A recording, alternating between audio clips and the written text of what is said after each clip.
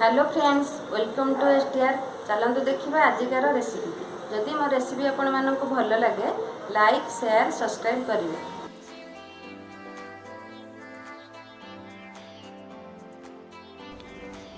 ये सावित्री पणा करने गोटे कदली नहीं ताको भल भाव चकटी दबा।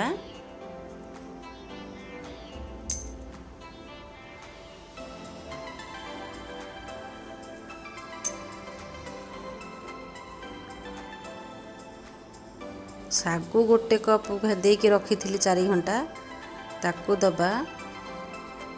नड़िया फाड़े कोरिकी रखी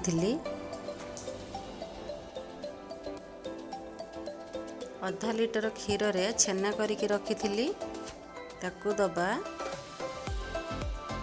आपुल कोरिकी रखी ता सहित 2 चमच महू मिसई बेदना छड़ेकी फाड़े रखी ताकू मिसेइबा। घरे दही करी निचे एमती बहलिया बहलिया दही मिसेइबे। किछि चेरी देली,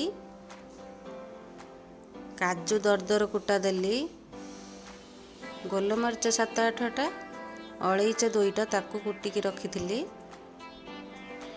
आ मिश्री पानी टेस्ट अनुसार जतिकी मिठा खाइबे सेतिकी अनुसार मिश्री की पानी रे पकाइबे। मिश्री पानी देकी करिले तार टेस्ट भल आसे आ ठंडा भी पेट पाई भल भाव मिसई दबा। महूटा मिसा जाइछि, मिश्री पानी बहुत टेस्ट बढ़िया आसीबो पणा रे। भल भाव मिसेइबा।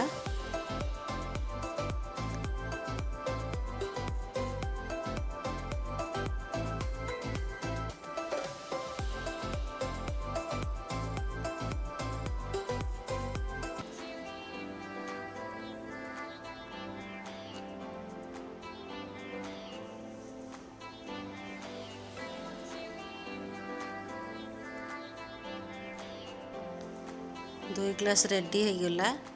गोटे सजे दबा काजू चेरी देकी सुंदर देखा हबो। पीवा को भी बहुत भल लागिबो।